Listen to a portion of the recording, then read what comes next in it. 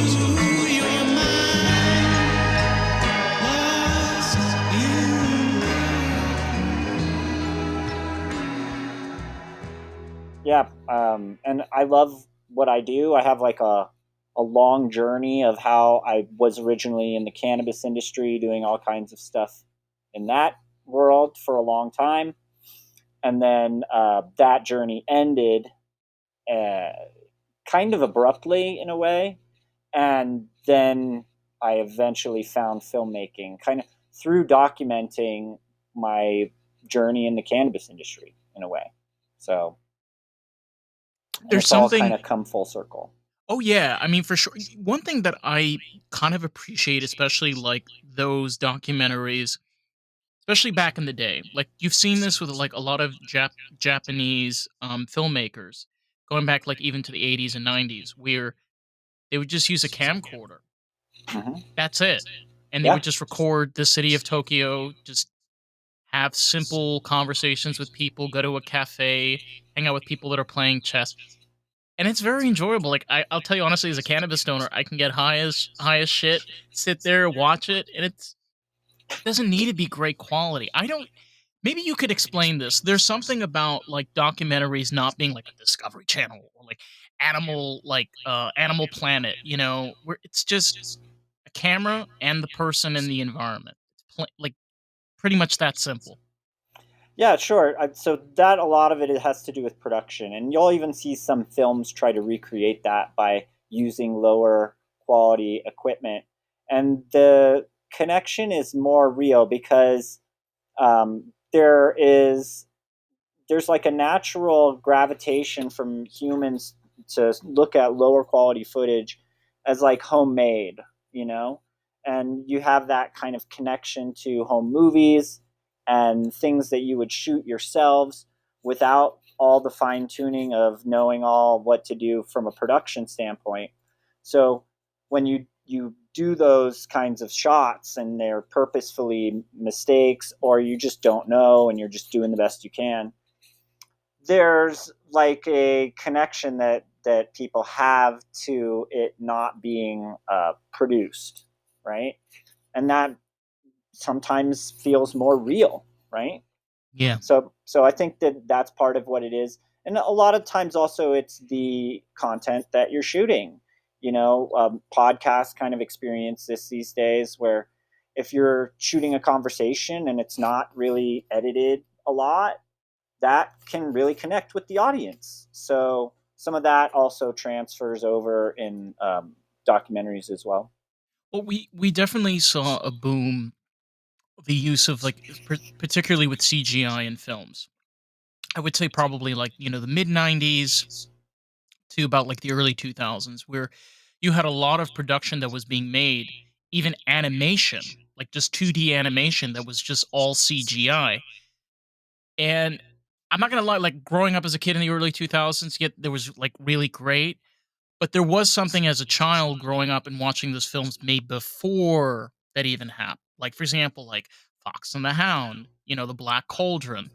Um, there, like to your point, there's something about where you could almost put yourself in the position of the animators that are drawing it, or like the Sure. person that's holding the camera and taking the film. Like you can almost put yourself in their perspective at the moment as you're watching it. Hope that makes And sense.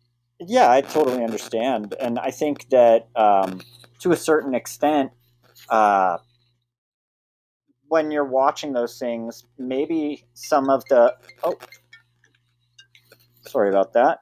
That's okay. We need a little distraction sometimes. It's There we good. go. uh, so some of the things that carry through in art are the passions of the artist, right? And Yeah. so when those animators are drawing those older cartoons, there was a lot more hands-on uh, parts to those films, and I think some of that carries through in the actual way that it's perceived by the audience too. I mean, look at even most recently, I think when they made Wicked, they use a lot of practical effects. And it's not because CGI is bad. It's because that they know that there is a magic of something being real. I maybe you could talk from your own experience, but there is something where when you're in the moment making those films, you feel a connection when you're doing it. Like, as you keep going and towards you get to the end, like, you may not see the full picture, but it starts developing, and, like, you almost morph with it. It becomes a part of you. Yeah, a good storyteller can kind of do that with their story and kind of introduce the audience in a way where they emotionally connect with the characters, and then as the story plays out, you can take them on a journey, and that journey a lot of times is what we call the hero journey, where they face adversity, they overcome, or maybe they don't overcome the adversity, but the story plays out however it plays out, and you kind of go along that with the character that you kind of emotionally identify with. And for the most part, that's what audiences like to see. Most successful stories are some version of that, and documentaries are similar things too. Like you're trying to tell a story that the audience excuse me, that the audience can connect with, and Mhm. so as you're doing these interviews and hearing these stories, you're trying to kind of get the emotional connection and ask questions that you think other people would want to know the answer to or could relate to in whatever way. So yeah, it all kind of works together in emotionally connecting to the audience. Oh, yeah, 100%. I mean, I can tell you from my own personal experience, being able to have different interviews with, musicians, artists. I've had even filmmakers that were in I had one filmmaker on, he lives in Germany, he's originally from Australia. And, you walk into like, "Oh, I know this." Like, "Yeah, I have an idea." But then when you, like, walk in and particularly even talking with you learn something that you didn't know before. It's not that, like, you were wrong, it's that you're able to now have more pieces, more information to be able to add to that story. To your point, particularly with heroes, right? There are stories where the hero is the villain. The hero is an anti-hero. A great example of this, I fucking love cartoons, is Deadpool. Deadpool is the ultimate anti-hero that has been like in Marvel and like comic book wise and stuff. But there's a reason for that. It's because you have these people now that they can look back. They can look at the history of the different types of characters Marvel has created through the 60s and 70s and 80s, and then create that character in the 90s. You needed all of that before in order to make that now. Oh yeah, but I'll even say so that the Joker movie is probably the ultimate anti-hero, where Ever. this movie is, not like the others. Not like Jack Nicholson. No, No. not like any of the other movies they've made, really, and not like the sequel, and the kind of dark nature of this Joker character and how everyone like loved this character, rooted for this character, and he's the bad guy, Mhm. and not lovable like Deadpool, where he makes great jokes. This is a troubled character that people identified with, and yeah, the stories, you know, those filmmakers did potentially the best superhero movie ever, and by some people's standards. Um, it's filmmaking is a beautiful art, and you can create whatever you want. You know, to your point with Joker, I once heard this from somebody. I don't know if this is true, but this is what he told me.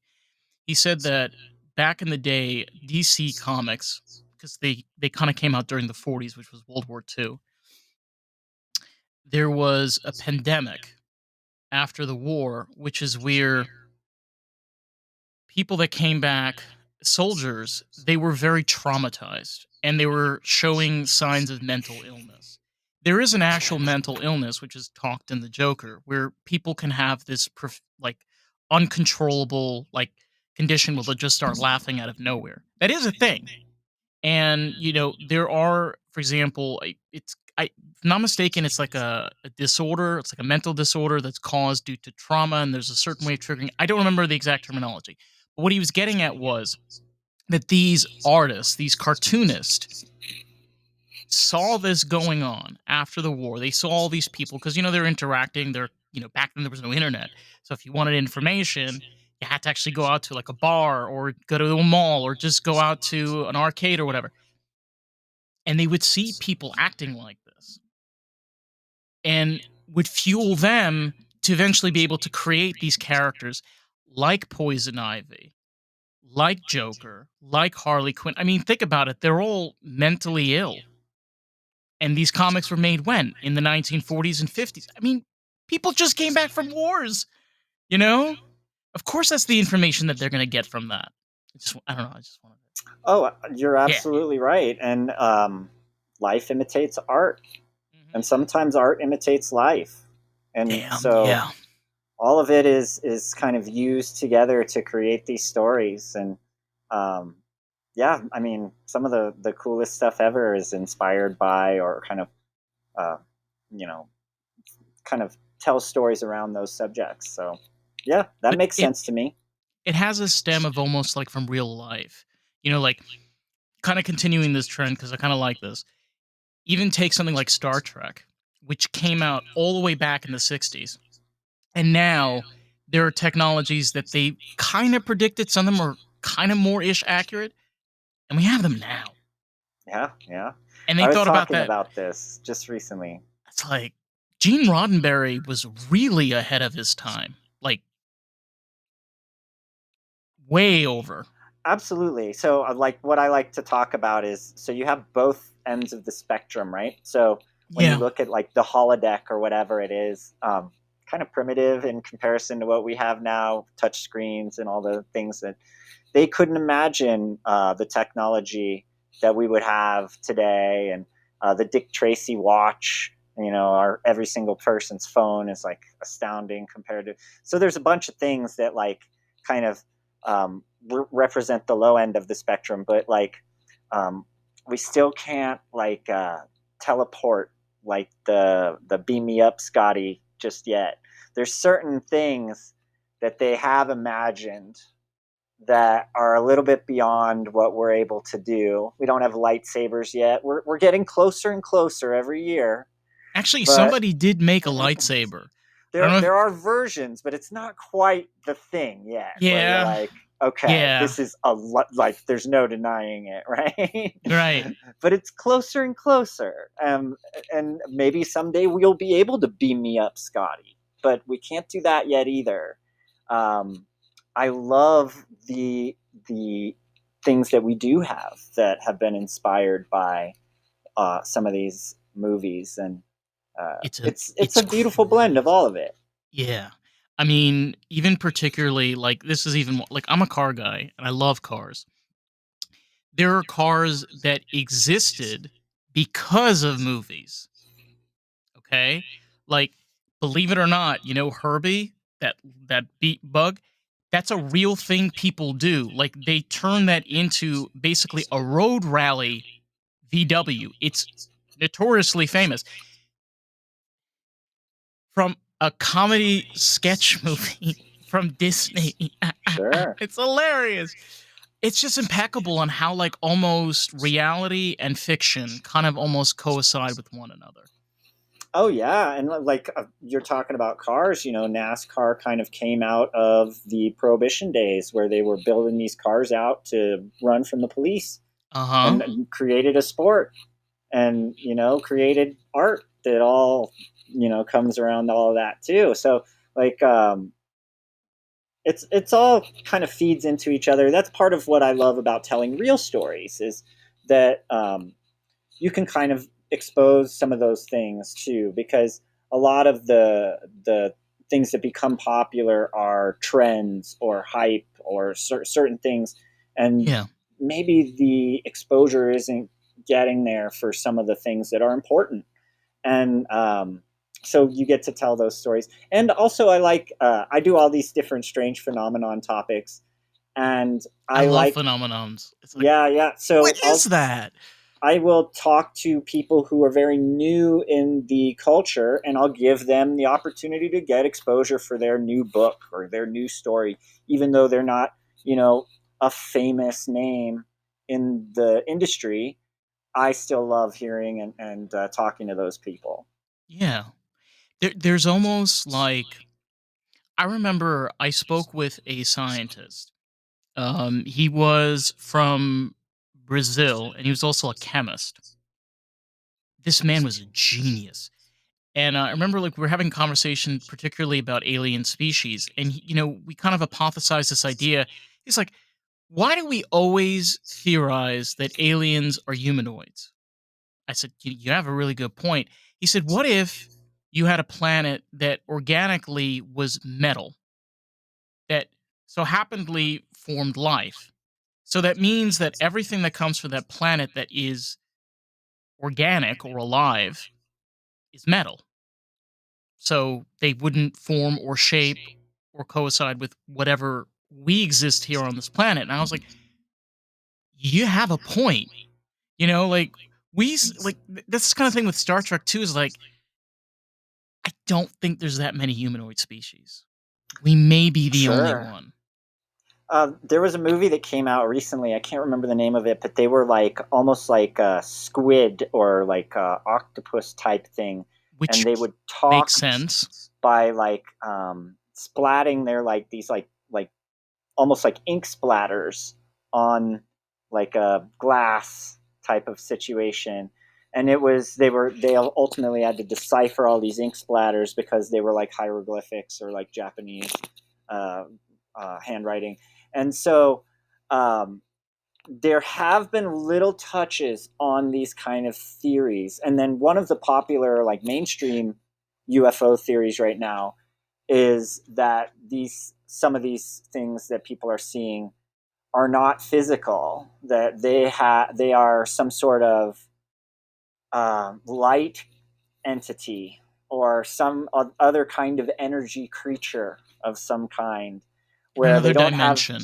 yeah, like maybe a spirit, maybe a demon, like they're some other kind of life that we're not traditionally familiar with, Yeah. because we are familiar with life having a physical body. But Well, I'll tell it's I'll tell interesting. you, as somebody that was raised as a Jew, I remember, like, even in, like, the deeper stuff, they talk about where demons and angels live in the second dimension. So there's discussion already where, like, there are different dimensions to these things. So we can be in one dimension and they're in another. It's like almost when you look at a mirror. I'm sorry this is going to creep out a lot of people. My apologies. But when you look at a mirror, that's almost like an example of a second dimension and third dimension. What you're looking at is a 2D version of yourself in another parallel or possible multi universe. We don't know what So that is. We don't know yeah, what that is. We don't know how to travel between those. I just did a film with a guy who has a book about a subject that he calls "The Space Between the Space." That's the name of his book. Our film is called Celestial Deceptions. It's on Ooh. YouTube. I don't know if it's on Amazon yet, but it That will name be. alone is Yeah. just tattoo worthy. I'm just saying. So his concept is that all of this has to do with frequency and vibration, and that anybody theoretically could tune into these places and be able to like perceive these things in a more physical way. Uh, so he has all these pictures of, you know, various different kind of energy entities that he has Okay. seen, and it's a fascinating story. A lot of the stuff I'm familiar with from mainstream science, where you've seen like, oh, certain sounds produce like a fractal pattern, right? And you've seen that frequency and vibration, there is something more to that.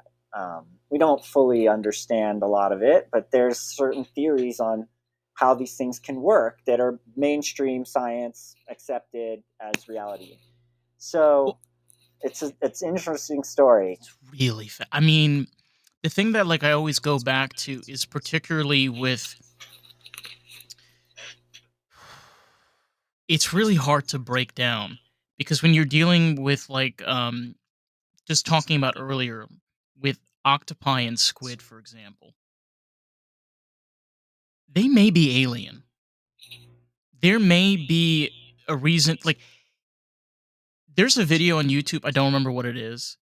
There's a research lab where they use octopus for multiple like experiments to test their level of intelligence. They're beyond intelligent. I mean, this one like figured out that there was a tiny hole. They hit a hole, okay? They put the octopus in there. Within a heartbeat, went right through the hole. Just came right down, right through Sure. the hole. Yeah, if Was you've not ever even seen there. Crazy. if you've ever seen one do the cloaking, that's also Insane. yeah. Insane. You know, Yeah, and we they're just incredible creatures. and we eat them for sushi. But hey. There's a bunch of stuff that's odd on this planet that who knows how some people think we are an alien creature, you know? So We uh, might be. yeah, that we're very different than a lot of other things, and there's an argument that we should have seen more evolution at this point than what we're seeing if we came from primates. But it's kind of a fringe theory. Well, they kind of busted the hole on the theory of before there was the belief that there were different species of humans, but they never correlated with one another. It was just once. Right. But then we now have been proving that there were different species of humans living and coinciding with one another. So, you know, I was even pondering this idea the other day. You know, this depiction, particularly with biblical texts and older texts, of giants. We know that Uh, Neanderthals were quite large. If Neanderthals, for example, interbred with Denisovans or interbred with Homo sapiens, could have made very tall people, which, I mean, there's LeBron James. yeah, He's yeah. alive and real, a great example. I'm just Mhm. saying, Shaquille O'Neal, man's over There's 7 a feet really tall. famous, I forget who the guy is. He's like 8 feet tall. He's at like, Man. when you go to Ripley, believe it or not, they got like a Yeah. statue of this So, guy. There are real like giants, quote unquote. But there's also these theories that the Smithsonian has hidden giant skeletons. Um, there's I want to be there. I want to yeah, go. the Let's break it. Nephilim, Let's the break in. stories from the Bible of the giants, and there are these theories that giants used to walk the earth, and we don't have great evidence. They allegedly are hiding it, but I love the theories. I might someday do a project on giants, and yeah, when you do see like certain people, people used to be much smaller, and just in general, and then when you see some of the like certain large races like the Dutch people and other cultures that are abnormally tall, Yeah. for whatever reason, if those two cultures were interacting somehow, we know that the Vikings kind of seem to come here. um, it could have been something like that, right? It could Mm-hmm. have just been of like really tall humans that were Yeah. interacting with some like 5 foot tall humans. It's really interesting where, our understanding of ancient history particularly is very much with a modern setting. I understand that like we know how to translate hieroglyphics, and particularly like certain languages such as Old Hebrew. But they were written thousands of years ago. So we I if somebody would sit here and excuse me, would fucking tell me that they know exactly what it is to feel like somebody that lived 6,000 years ago, I would slap them because that's Yeah. impossible. Yeah, I agree with that. Like, basically, we're totally different. Completely different. We're well, there's certain things that are going to be innately the same, right? So, like, we're Fight or basically the flight. same kind of Yeah. creatures, and we have arms Yeah. and legs, and we essentially operate in the same way. But we've become far more educated in all these various different ways. And We don't uh, murder each other for farmland. yeah, yeah, So sometimes, but not we're anymore. primitive still in these same ways too. And it's a weird thing to be a human in 2025. And I'm sure it was a tough thing to be a human in 1805 or whenever, Yeah, and your toilet was outside, and your toilet paper was the crust off the tree. and we were a Ouch. different thing because as you kind of interact with the earth, you kind of become different. And who's to say if that I, I'm, I'm a proponent of we need to get back to that we've kind of taken away all kinds of things unknowingly that were helping us be healthy humans. And the Yeah. more we kind of isolate our lives and uh, separate from what it used to be like and what life kind of evolved to be over what was like hundreds of thousands of years, where we were pretty much the same thing for a long time, thousands of years at very least. And uh, then now we're this, and Yeah. 100 years ago, life was very different. Well, I could tell you even personally for myself, I was born 1999. The difference of life compared to me and somebody born 2005 is insane. Okay? Like, I remember, like, I know I've said this 100 times. Like, I remember dial up. I remember when people had landlines. I remember when Wi Fi was a luxury. I remember when a cell phone had just a keypad and you wanted to text, you had to do that and then, like, all of a sudden, everything just completely changed in like 2 years, 2010, 2011. So, like, there's that too. There's like, yeah, there's 100 years, but then there's like my life completely, for a lot of people my age, completely changed in like a very, very short period. What I'm Yeah, getting at is we've been moving at an increasing rate. uh-huh. Like, I don't know evolution wise, but I would say, like, as a society wise. Yep, you're absolutely right. And kind of culture moves quicker than our physical bodies are moving, and technology is moving along with that. And so you get a little taste of it when you go maybe backpacking, or you do these things maybe where you get separated from technology, or your technology doesn't work anymore, and you get a little bit away from it. But I grew up in days where we had no cell phones. We go to Disneyland, your parents would be like, meet back over here at this time. Oh my god. And Yeah. Yeah. I know. there Yeah. was a lot of things that we've kind of grown out of. But I bring up the term diminishing. There's something, the law of diminishing returns, right? So things can't always get better. Eventually, they're going to not be improvements. No. And how many things have we lost that were really just like the pinnacle of happiness? Technology, a lot of times the theory is that it's going to make us more comfortable or make things more convenient, and that will make us more happy, or maybe more able to pursue the things that make us happy. In a way, yeah. It's not always the case, is it? And there have been a lot of things over time where people have pointed those concepts out, and we have to kind of face it. Right now, pinnacle is our phones, and it's changed society. Here's the here's the mind bender. People say that, like, oh, back in the 60s with Star Trek, they didn't have any computers. Yeah, they did. If you really think about it, the computer was always in their head. That's Sure. why, yeah, that's why they never needed to have a laptop or a desktop. They didn't need one. It was in their head. Just think about it. He would go, computer. The computer would immediately snap. That's Neuralink. It's in his head. Like, that might be the next step. Or was it Alexa? Can't No. even say that word. No. Because we got one in the kitchen and it might go off.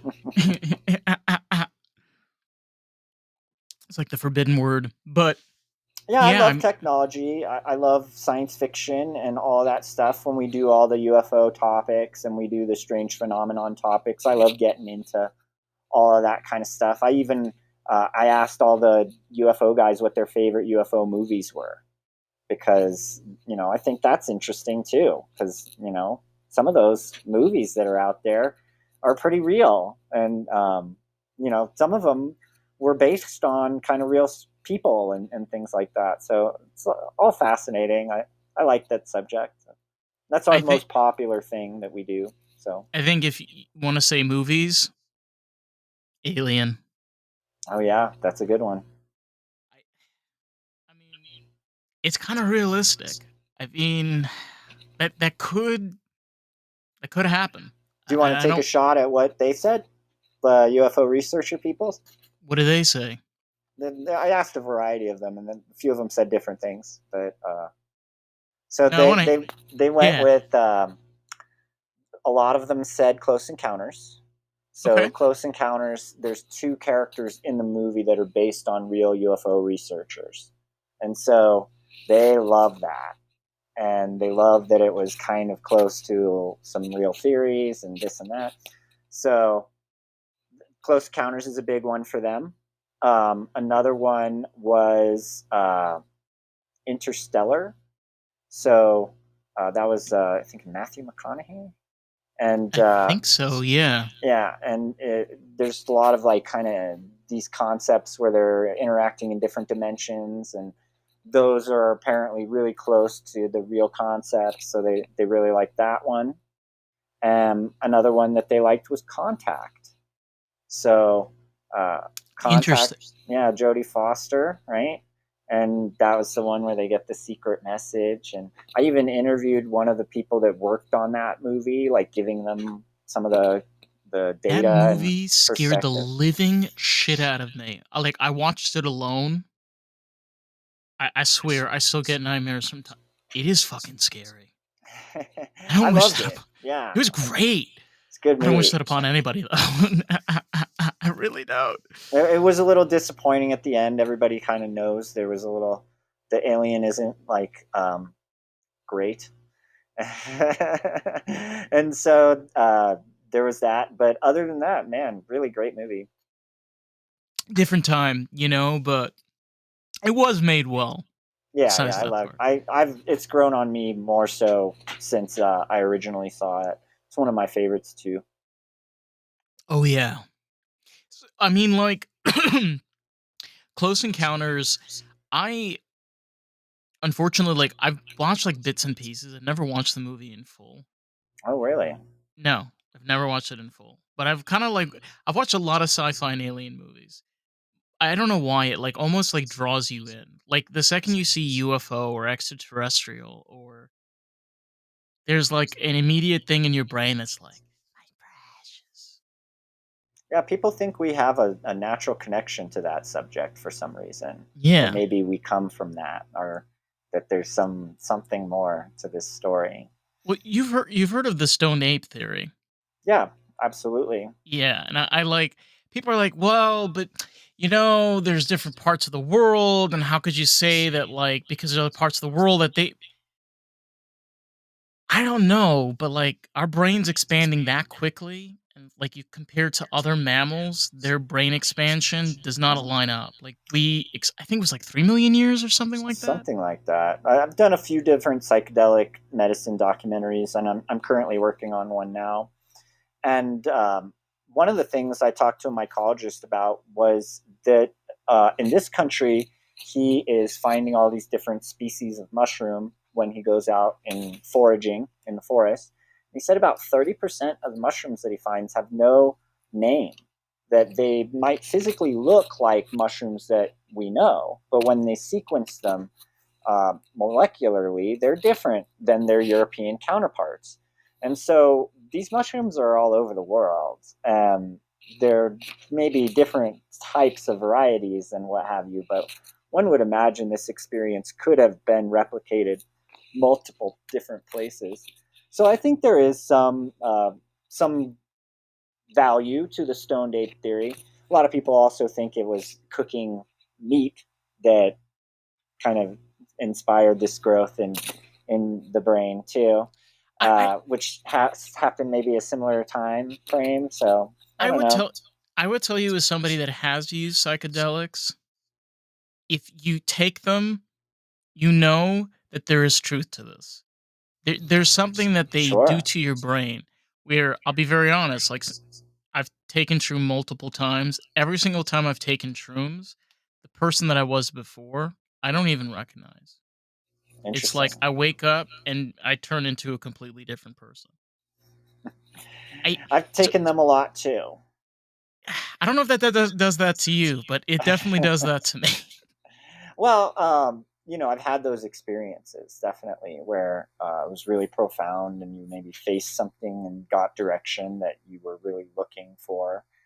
I've also had experiences that weren't so profound, and you know, um, they were enjoyable experiences, but it didn't necessarily change me uh, for any sort of way. I'm Yeah. old now too, so when I do these things now, I'm kind of the same person that I think I'll always be to a certain extent. But yeah, I mean, there's a common thing that people feel where they say that being on certain things feels more real than reality, right? And I don't know if that's real. I've had some experiences that make me think that that's not, that it's just a perception thing. But then there are also experiences that make you feel the opposite way. And who knows what is possible. Yeah, I mean, I even remember like particularly with peyote, which is where every single person that I've spoken to that has taken it has had like a different experience. It's all around music, but it's always like a different interpretation. Like for me, it was like sound turned into shapes, geometric shapes. So weight, like kind of what we were talking about before, like almost like wave and vibration kind of equal and mesh. So as you hear the music, you see new shapes and patterns. Another person said that they saw colors and lights. What I think what it is like almost like a tapway. You know, like we were talking about before, like there's the third, the fourth, the second dimension. It's like almost like a gateway. So what these psychedelics are doing is like turning, like almost tuning you in to the spiritual web or wire coming out of your brain, coming out of your conscience, and connecting into that. Hmm. What does that mean? Like, I don't know, but I think there's some truth to this. Like, they're doing something. Sure, sure. There's like a lot of people working on some of these theories. And you mentioned peyote. So I don't have a lot of experience with peyote. I think that is mescaline that would be the active Yeah. chemical in peyote. I also have not Hmm. taken that just straight up either. Don't recommend it. Um, yeah, I've You'll done have the plenty of DMT though, and it's the worst hangover you will ever have in your life. I mescaline, huh? promise. Yeah, it's Interesting. horrible. Horrible. Well, I love doing acid, and I love other things, Yeah. There's a lot of um, others and goodies. DMT and what have you. I've done, and I know that there's all this research being done on DMT that I think is really fascinating right now. So I'll talk about one really quickly. I don't know a lot about it, so I'll just briefly kind of go over what I do know. There is, I don't know, remember even the name of the gentleman or the organization, but they believe that that the place that you go to on DMT is like a real place, right? And that the commonality of anecdotal things that happen during trip reports are not just coincidence. That these people are going to the same places. That's why they have similar stories and what similar experiences. And so they're trying to prolong the DMT experience. And I believe they've done that in some sort of way. I think Yeah, they it's like have. through IV or something. IV drip. And they're taking these people and trying to map out this place where Mhm. they think that they're going. And so that's interesting. I don't know that they've had a lot of success with it at the moment, but I'd love to hear an update as to what's going on with that. I don't know a lot about that whole subject. I No. did recently Yeah. listen to a podcast, though, from another guy that's making a documentary that Okay. I'm not sure. This theory is a little lesser known. It was like a popular TikTok recently, where they have figured out that they've got these like laser pointers or some kind of laser, and they are shining the laser on like a wall or some sort of a surface, and then they are seeing uh, characters like the Matrix, and they've got like this they've got a trailer to the documentary where they're like introducing people to it. They have said nothing to them. They're like, you might see something. What do you see? And then they're all saying the same things, right? I don't know how many people didn't say the same things, which is, one other thing, Bizarro. It's if they're like only entering presenting the Bizarro successful world. evidence. Yeah. But yeah, they're doing all this stuff, and then like they're making these comments where they're like, "Oh, you can see it in this way, it's not," and like, and the guy doing it is like very analytical about it, and he's like answering all these like questions that you have in like these really kind of eloquent ways, where he's like taken, okay, we might think that this is the counter argument, and here's why it's not that. Uh-huh. And so it's really, really fascinating. I really would like to see this documentary. I'd love to talk to this person.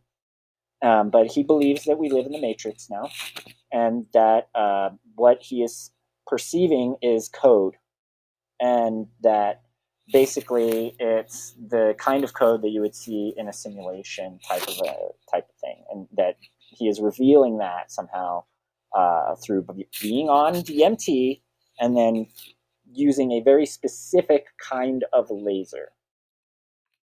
Yeah, really interesting.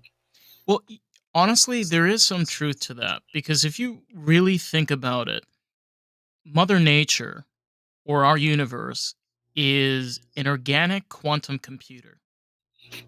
Okay? Whether you want to, I mean, it literally takes cells on a molecular level and combines them and then creates different, like, I don't know all the terms and terminology, but literally, like, creates different forms of life. It creates different things. That's a computer. Okay? What is a planet? A planet is an organic spacecraft. No, it's not. Yes, it is. It has a core. It has a core, which is its power source. It has a rotation, which uses its sun as its energy source. Do I need to keep going? Like, it's kind of obvious that, like, yeah, we kind of do live in a simulation. There's a We don't cool know what the. video, Yeah. Neil deGrasse Tyson sitting with like a bunch of like, I think it's astrophysicists or some sort of mathematician type people, where they're talking about DNA and how they've like done some sort of genome printing out of the DNA code, and they've found computer code in the DNA. It's a really interesting little video. Um, there's a lot of stuff like that where you start to get suspicious. Uh, what is Yeah. this all about? Yeah, but you know what? It's kind of almost where, this ideology of a god or a being or an all, you know, we may be looking at this wrong. The universe in and itself is a superior being. It may be a thing or things we don't know that projects and creates in this form. Like our perception of what the Big Bang is very well may be the projection turning on because it has always been there. Our concept of, we as humans can't fathom something existing infinite. It never died, never was born, doesn't need to. We need to, not that thing. Right, yeah. And hearing that there are infinities that are greater than other infinities is another concept that seems bizarre. But math is a weird thing. And Yeah. there's all these different things that seem impossible, but according to the math, we live in a really odd world that's mostly, air, this data that we don't even know what it is, dark matter or whatever, and uh, an atom is mostly like just space, and Yeah. there's lots of weird the things that they're forget the name of the thing, but that uh, certain things only happen when you perceive them. Like if you aren't watching, they don't happen. It's Hmm. like there's all these weird things to science and life, and as we start to figure them out, uh, hopefully it gives us a more happy life, right? Because I don't know what you know. Seems like the ultimate point to all of this would just be to be more happy, but we're not going to escape the matrix. I don't think you need to escape it. I think I remember I saw an image a while back where this artist created this picture of what a human being's vision of sight is from a bird's eye view. So, literally, most of the image is black, and the rest of the image is what the person is saying. And you realize, oh my God, like there's so much of the world around you you're not even paying attention to. And I think that, like, you don't need to have the belief of, am I going to, like, gonna go to heaven or hell? Or is there a God? I don't think it really matters. I think what really matters is to kind of understand, what is this world? What is this universe that we call? And if it is a quantum computer, if it is a projection, it is a matrix, guess what? This is better than any fucking holodeck I've ever seen on Star Trek. I'll tell you that right now. Yeah, one of the things, if you've ever woken up in a dream, that can be really deceiving. Like I've had experiences through talking to these people where they're like tell you um, like astral projecting is a real thing. One cool concept is, so I'll talk to people from different kind of cultures and they'll reference things and I'll be like, oh, that's the same thing. They're talking about like the same concept, but it's not like they're not referring to it really as the same thing. So one time I was doing an interview with a shaman, and he had a yogi guy, like one of these yoga shaman type guys there, and he came over to talk after I was done filming, and we were just sitting around talking, and he was talking about how there's all these pictures of yogis levitating, and that they're fake. I was like, oh, okay, this is interesting. Where is he going with this? And so he was like, oh, you'll see them up in the air. And what they're doing is they're just like learning how to kind of jump up in the air. And then they take a picture and you can see their hair is like floating. And there's all these signs where they're just jumping up in the air. It's so obvious this isn't levitating. This is just some little game that they're playing. Hmm. But that you can levitate as a yogi. And I'm like, oh, okay. So tell me more, right? Of He's like, course. but you don't, your physical body doesn't levitate. What happens is your like spirit comes out of your body and you're like levitating outside of your body. And I've done these interviews with these guys that talk about remote viewing and astral projecting, and it is exactly the same story. They talk about this kind of, you get into these states, you like meditate, you think about these things for a certain while, and then you are able to kind of leave out of your body. And like even this guy, he's like, I've only done it once. I was really hard. It was really hard to get myself into that state. I'm like, oh, this is the same thing. They're talking about the same thing. And that makes me think, oh, then I wonder if this thing they're talking about is a real thing that we can all do. And so I've done some stuff where I'm like, I'm trying to do the thinking thing. I haven't really like learned exactly how. But then I'll notice like that if I'm dreaming, I'll like have a bunch of like waking dreams where Hmm. you're lucid dreaming, right? And I'll like realize in the dream, I'm like, this isn't a dream. And I'll be like, this is obviously real life. But and then I'm thinking, but is it a dream? And I'll start thinking in the dream, like, is it a dream? And I'm trying to connect with my body that is sleeping. And like, and as that starts to happen, and you start to be like, oh my God, this is a dream. Like the how real it is before that moment is so convincing that you realize, oh, anything is kind of possible if you could get to that place, however you get there. And so all these stories of people doing these various things, it could all be real. It's amazing stuff what our brains are capable of. I I haven't had the best experience with lucid dreams. For me, they've been quite terrifying. Mm. Um, what was real? Okay, I don't remember the name of the TV show. It was a TV show they came out with. It was basically where they have this job and they have to like get it removed from their brain. So when they're at work, they don't remember their outside life.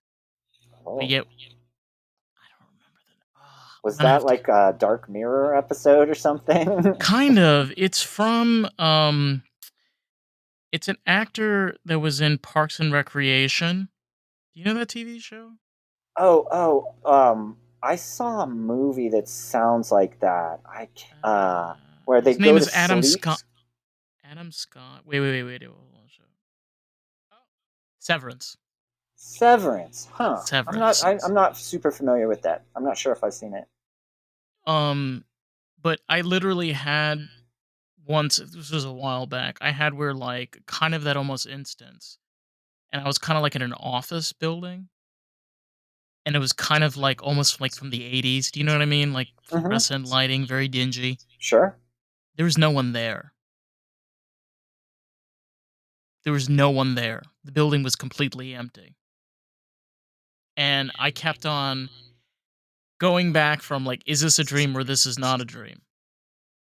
It was terrifying.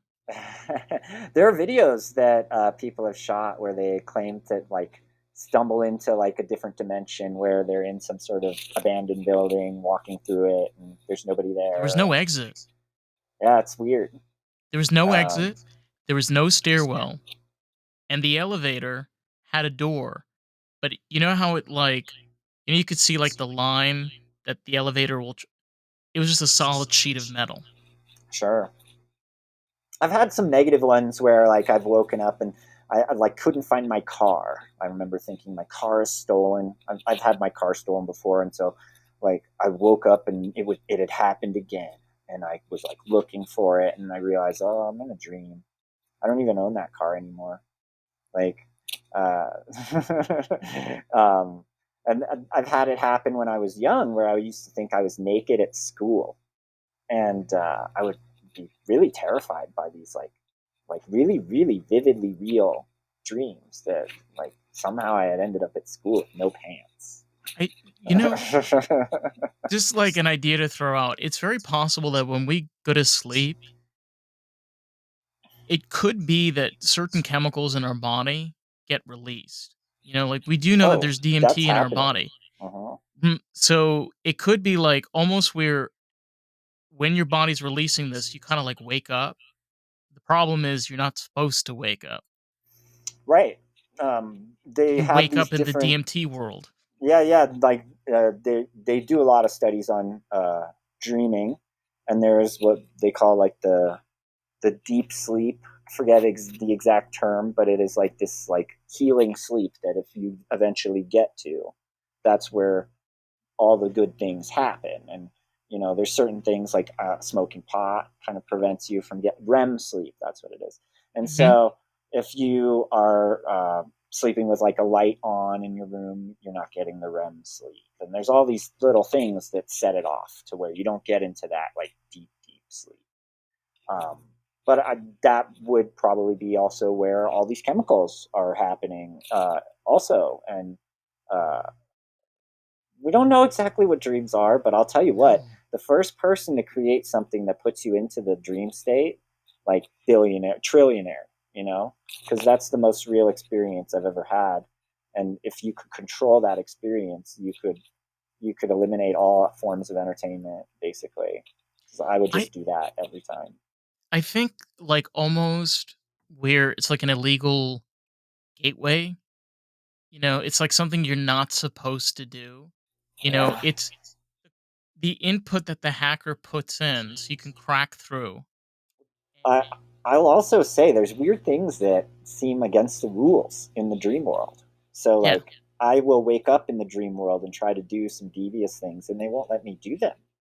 And I'll be like, huh, that's weird. It wants me to be a good person in this place. And Yeah.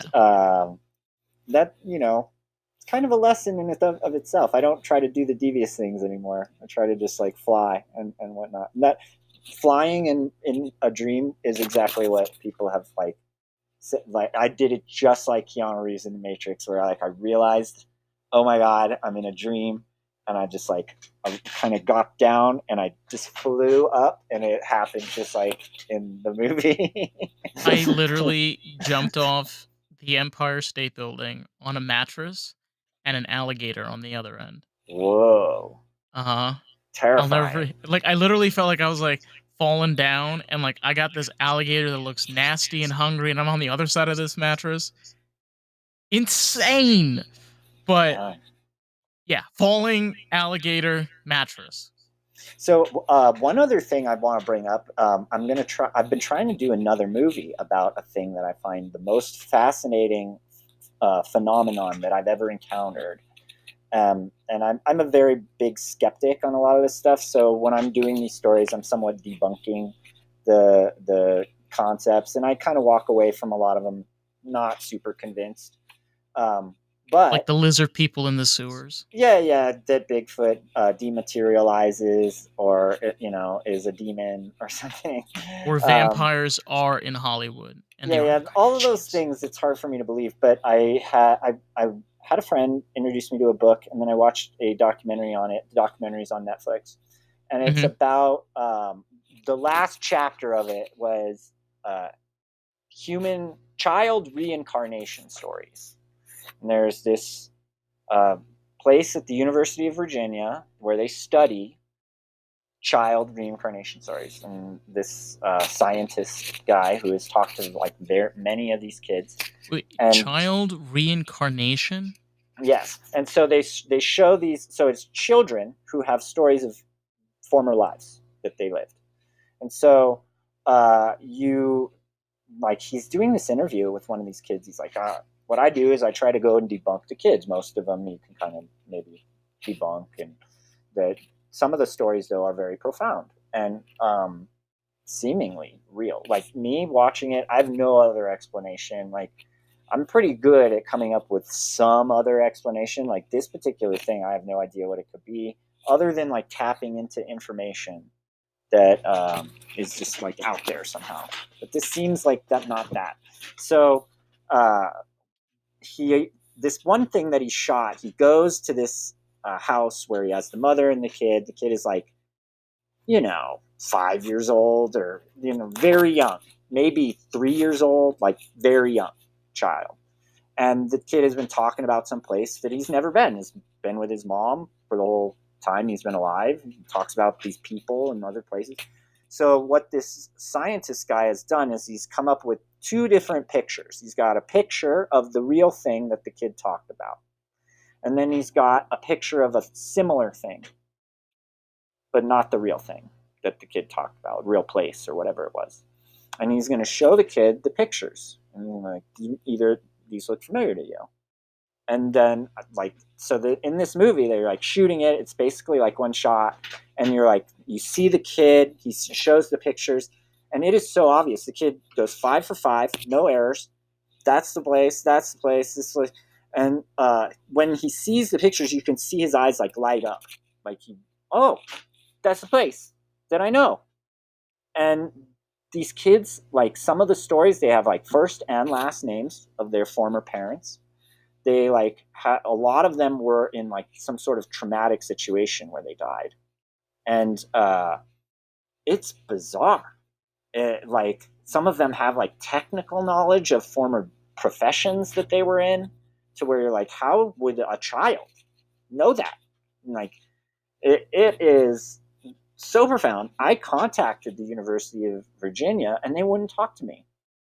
And so I really, really want to like find out. I want to like talk to somebody that's studying this, this is potentially the most profound evidence of that something supernatural that I've ever seen.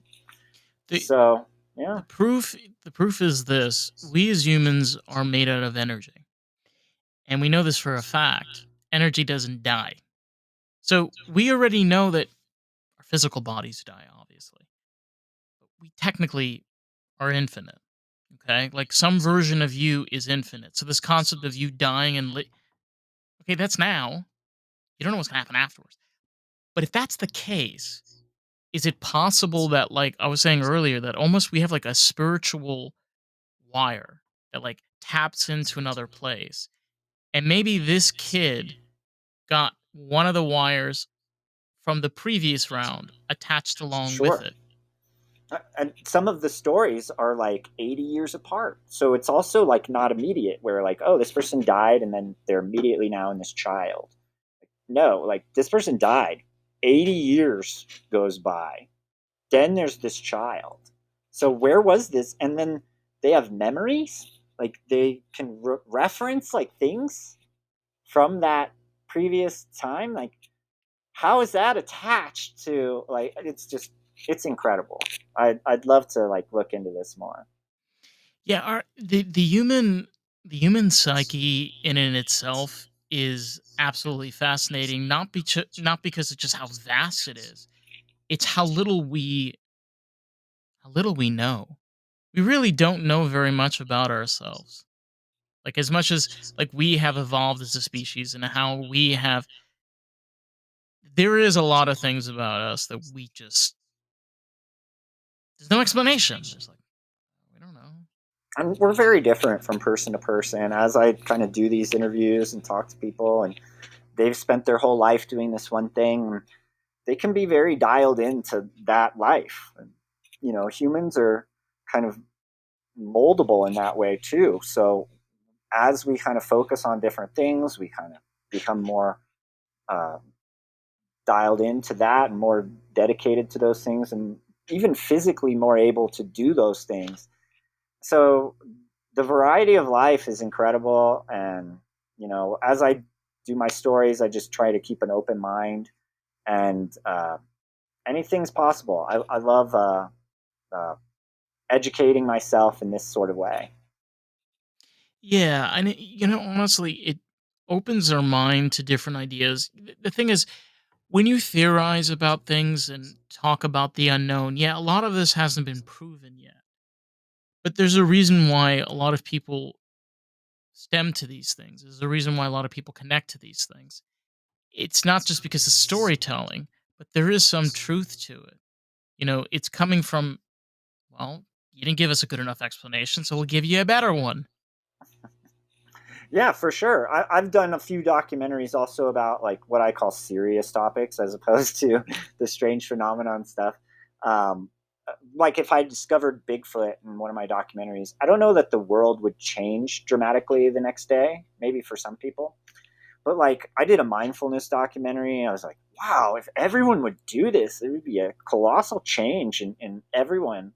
Such an important and wonderful concept. We should be teaching this to kids. And I did diet and nutrition, and there, as you talk to those experts, there's scientists, PhDs, you know, various different, very mainstream educated people. They have completely polar concepts on a lot of these Oh, topics. And yeah. you know, you don't have one story that's like, okay, here's the facts. You know, you have a bunch of facts A lot of and facts. a bunch of theories, and, you know, evidence, but not necessarily causation. It's more correlation. And so some of that could be this, could be that. And it's fascinating to kind of learn all the different perspectives, and just keep all that information with me as I proceed into other things in life. Well, you bring up a really good point because, like, particularly, like, we were told for a very long time that, like, saturated fats and meats, you know, and this whole thing of, like, eat margarine. And I mean, now we learn that butter's actually healthy for you and red meats are a lot better for you, and seed oils are terrible for you. Like, our whole idea of diet and nutrition, to be honest, is like kind of flawed, like, particularly here in the United States. It's Sure. bad. is Yeah, they really say that bad. the pyramid that we learned as kids flipped upside down, and that Yeah, what you actually should be eating is the things that were on the bottom. So not at it's the an top. interesting thing. Yeah. Yeah, it's an upside down pyramid. Like a Hmm. slice of pizza. And I'll also say, like, as you kind of live life and you eat things and you create different problems within yourself, um, everybody's needs change too. So like maybe what I need isn't necessarily what you would need, and I've maybe killed myself by eating too much sugar and eating all kinds of bad stuff to where I have to be more cautious about that. Yeah, Whereas maybe somebody else didn't do that and doesn't have to be quite as cautious about that. And there's all the that changes in all kinds of different ways. yeah. Food is uh, probably the main thing towards our health. And unfortunately, it has definitely been ignored. Our society and culture has like gone in this direction where we want pills, we want these like injections, we want all these like cures for Yeah. these things, and we want to just be able to eat cake all day and Hmm. uh, I love cake. have convenience of fast food and Hmm. not have to pay the consequences. Nope. So yeah, and it's different for everybody, but I hope that that changes as we kind of move on in the future, and we learn more about kind of balancing our life with what we're supposed to be and what we like to be. See, the thing that Star Trek got wrong was we're evolving in 2024. We're not collapsing. Sure. Hmm. I think in a lot of ways that's true. Like, and hopefully people are participating in that. I know some people are still struggling, you know, Yeah. and It's hard out there these days. I'm it not gonna lie to is, you. and it's definitely getting harder and harder. But I think that a lot of people are working on that too. And the more you kind of educate yourself and change as the world changes, things can get better. Yeah, it's all about having honestly like a positive mindset. And it's not necessarily, like living in fucking Barbie land. It's more of having a positive realistic setting, which means that there's so much that you can control and so much that you can care for. It's to be able to value your time, your perspective, what your needs need to be met. And it's not putting other people's aside. It's making sure you're taken care of before you can help others. There is that power dynamic that if you want to be successful, if you want to be able to like get through this, I think that is honestly the right approach. Yep. Yeah, I love the concept of being the hero of your own journey and trying to be the person that other people think that you are, aspiring to be that person, and trying to just be grateful for what you have in general. And all of those things, if you kind of utilize those things in your life, that that opens up new opportunities and it helps you to help other people too. And like you said, um, they say hurt people, but healed people can heal people, right? So the more you improve your own life, the more you can kind of share those improvements with other people, even if you're not totally healed. Yeah. You don't have to be thing about it is you don't have to be perfect. There is something nice about perfection. But the thing that makes us the most human is the fact that we are imperfect. If you open yourself into a business relationship or a friendship or an actual serious relationship with someone and you are afraid of you not being perfect, I guarantee you're not going to be successful. Oh yeah, I don't think perfection is an attainable thing. That you may have it for a moment, A but millisecond, if yeah, you're it's lucky. it's not something that's sustainable. And mentally, one of the things that I had to learn to deal with was uh, life. Like when I talked about diminishing returns, life isn't always going to be an improvement, and you might have the roller coaster of life where there's ups and downs. That's how it is for most people. And how do you deal with those downs? Do you completely collapse, or are you able to kind of deal with those moments where you don't allow the ups to affect you in such a dramatic way that it prevents you from being able to deal with the downs. Yeah. I personally have found like you almost find a place of solace where you can look at it like, oh, you only have one peak your whole life. Or, the way of looking at it is that maybe you did have one peak, but maybe you have little mountains or little plateaus or little hills. It doesn't matter what size it is. What kind of matters is balancing the motion almost of when you're in that down, when you get back to whatever the up may be. There's like, it's got to be the biggest mountain. No, it doesn't have to be the biggest mountain. Like, that does not mean up. You know what I'm saying? Like, Yeah, the a big up could be like, I don't know, fucking 7-Eleven Slurpee is 99 cents instead of $1.79. sure. Right? Yeah. Not gonna lie, that's kind of sweet. But, you know, there's so many different things. I think, like, honestly, like, limiting yourself down to just like, oh, it has to, that is the only, no, it doesn't have to. Yeah, ultimately, it's about kind of perceiving whatever you have Uh as huh. something good and being grateful for that thing. Whether it's, the Slurpee, or whether it's some sort of work accomplishment, or Hmm. even just not having stress in your day for a day or something, like there's all kinds of little ups and downs that happen. Maybe you're watching somebody else succeed and you're able to kind of enjoy that. There's a million ways to perceive things from a positive perspective, and it's easy to look the easiest thing is to look down on accomplishments, to be jealous, to kind of squash everything and find the bad in everything, to feel sorry for yourself and think that you're being mistreated, or that the world is against you, or that the odds are insurmountable and you'll never overcome whatever it is, and so why try? Like, it's really easy to get into that kind of mind state and live in that world.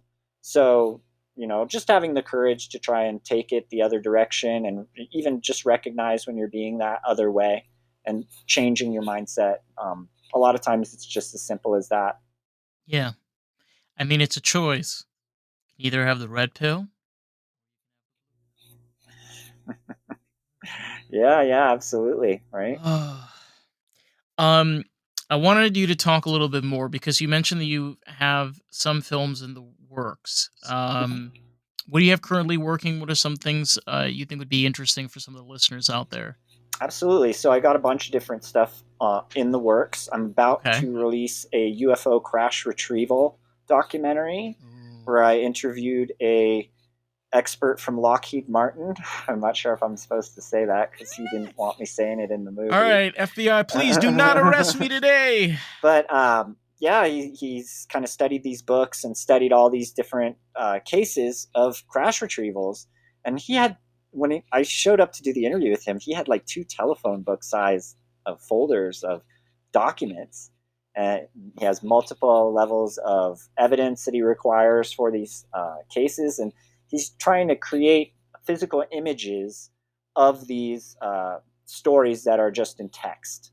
So uh, he has some of the original drawings that he's been able to use and have artists kind of create a physical rendering of these different stories. And just hearing the stories, he's such he's so good at telling all these different stories, and he knows them all. Is it He's also really, his really voice? wonderful. So yeah. Some people have that voice when they're telling a story. You like almost you tune in. You're like,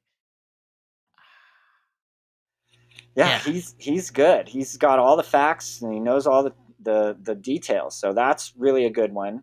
I'm working on a greater UFO project that I still haven't completed, with all these different people damn, from all you're these other really small fascinated with projects. extraterrestrials. Yeah, I yeah. Well, love it's one it. of the big ones that pays the money, Yeah, pays the bills. So, in addition to those, yeah. I have a mentalism documentary that I was working on. So, mentalism is a part of magic where they kind of can make you say things, or uh, Like like they hypnosis? read your mind or brainwash you. It's those kind of things. And Okay. I did a documentary about like the art of doing all that, and then kind of society, and are we being brainwashed, and are these techniques that they use to do these tricks on people being used on us, and how do they see that in modern society. So it's a little bit about the fun part of magic, and how all these things work, and then how are you seeing it in the real world. So some of that Mhm. was interesting. Mhm. um, I also have a documentary about the weed culture where I kind of reached into my past and I interviewed all these activists and freedom fighters from the old days when I was young, and the people I looked up to that kind of got medical marijuana to become a thing. They fought for hemp before that, and Uh-huh. now it seems to have all been stolen from everyone with recreational marijuana, which they all somewhat participated in fighting for too. So I wanted to Yeah. talk about this story. Do they feel used? Do they feel how do they feel about the story of medical marijuana, and is it forgotten about now that recreational is around? It's not the thing that it once was, and Well, we it's really haven't fascinating to hear all the different perspectives from all the activists over the years, and what happened to yeah. kind of create the weed world we have now in California. It's ever so changing. I mean, particularly even with the gangbangs, and with their cartels, particularly with the triangle, where they grow weed, there's a specific spot.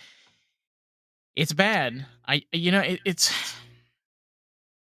It's one thing to be able to give the perspective of why why tell people what they should and shouldn't do. Like, let people make their own goddamn decisions. Seriously. Just Yeah, let yeah. people, like, you let us drink alcohol and buy cigarettes, okay? Case proven. Just Yeah, one of the things they brought up was that the packaging requirements on cannabis, they all have to have child safety packaging and all this stuff. But like Jack Daniels doesn't have to have no. child safety packaging. Neither is a package of cigarettes or a lighter. So yeah, Kid it's can do like this. a weird thing with cannabis where the laws kind of that they allowed for recreational seem pretty restrictive, and they were just willing to basically accept it for money.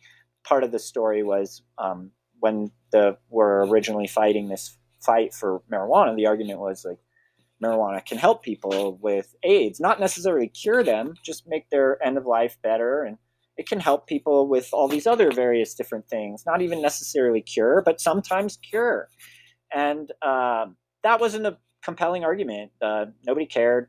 They were like, "Oh yeah, interesting. We'll let Colorado and California do their thing, and just kind of watch from the outside." And they weren't in a big hurry to create these programs for their. Some of them started this and started that, but I'll tell you what. As soon as the tax revenue started to come in, it was a big change, and then everywhere wanted these places, and then all of a Uh-huh. sudden they wanted recreational because they didn't want them to have to go through these little hoops of getting a medical card, and they saw, oh, we were charging the medical companies 10% tax, now we can charge them almost 40% tax. And so It's yeah, crazy. it was It's a really wild story. I mean, it's also like you take even veterans where, a lot of them come back with trauma and PTSD and a slew of a lot of other things.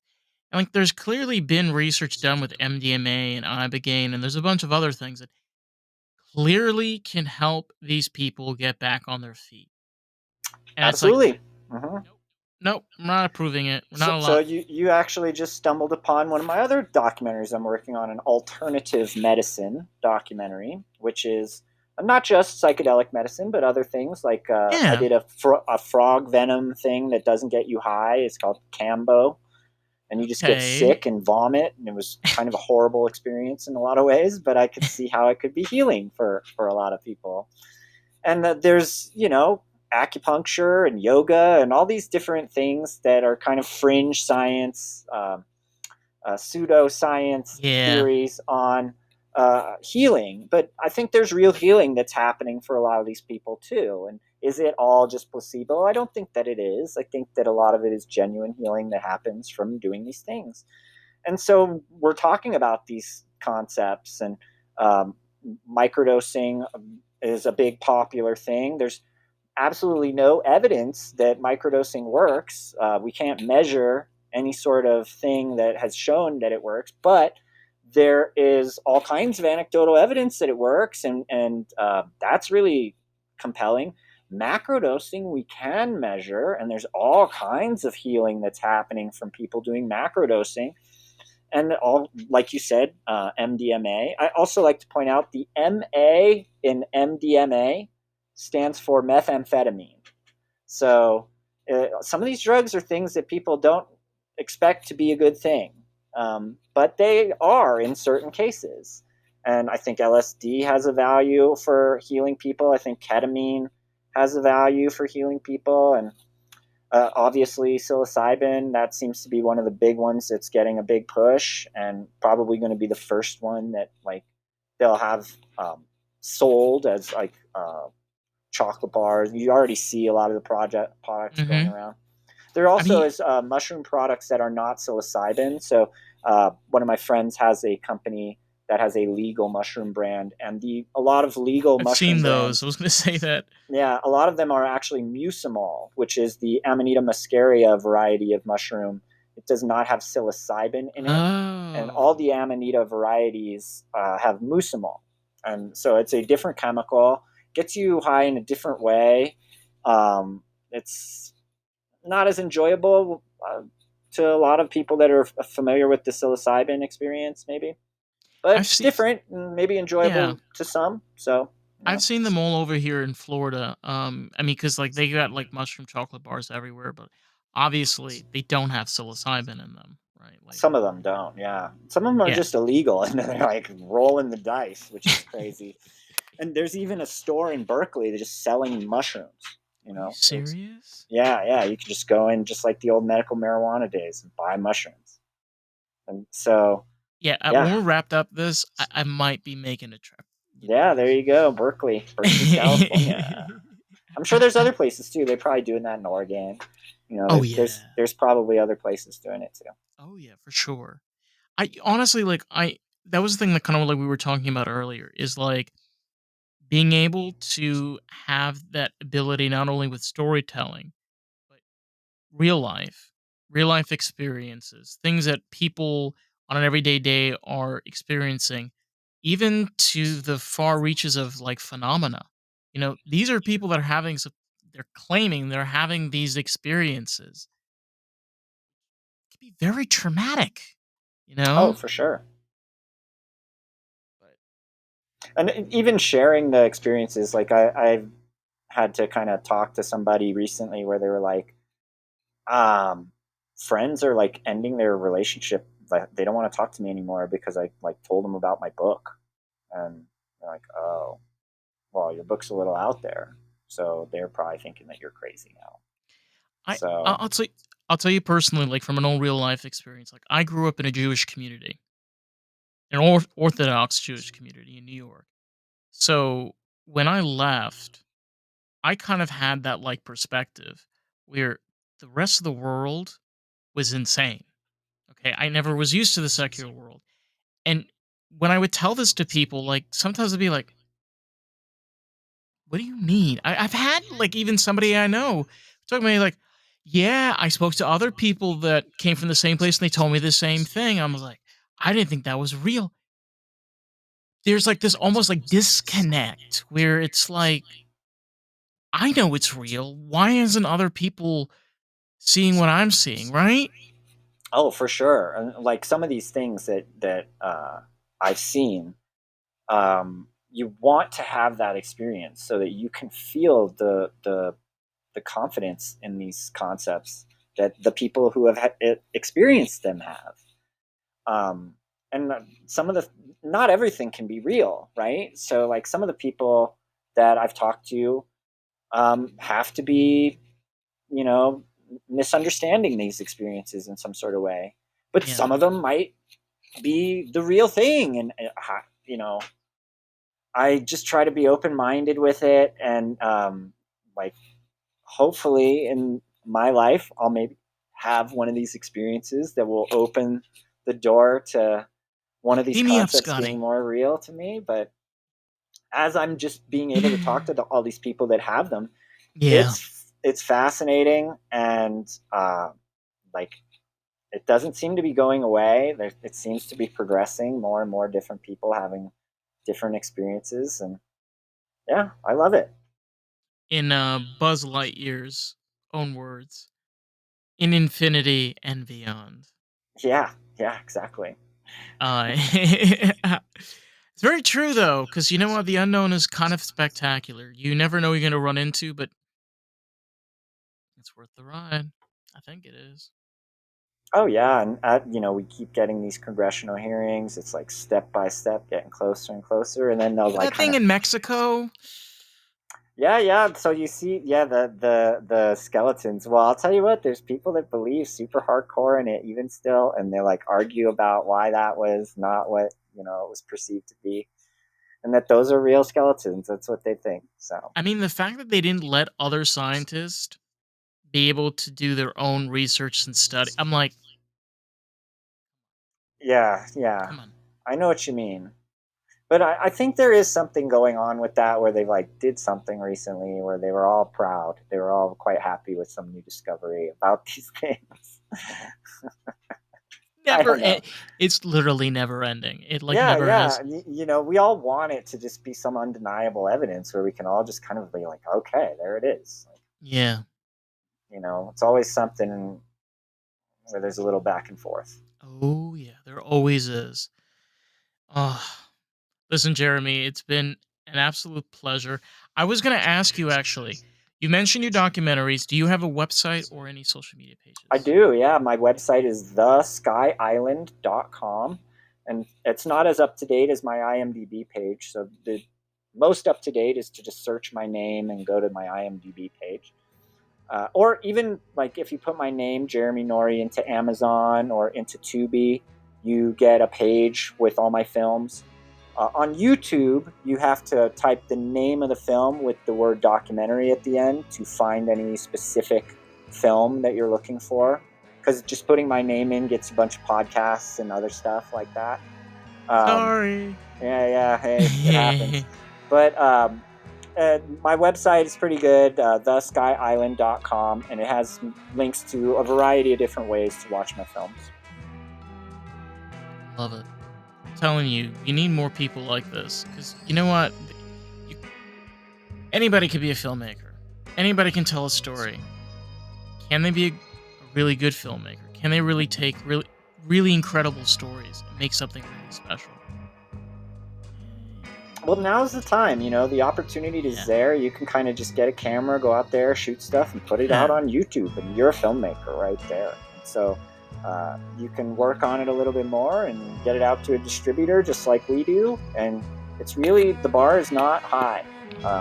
You can kind of just get out there and start making stuff. Yeah. You really can.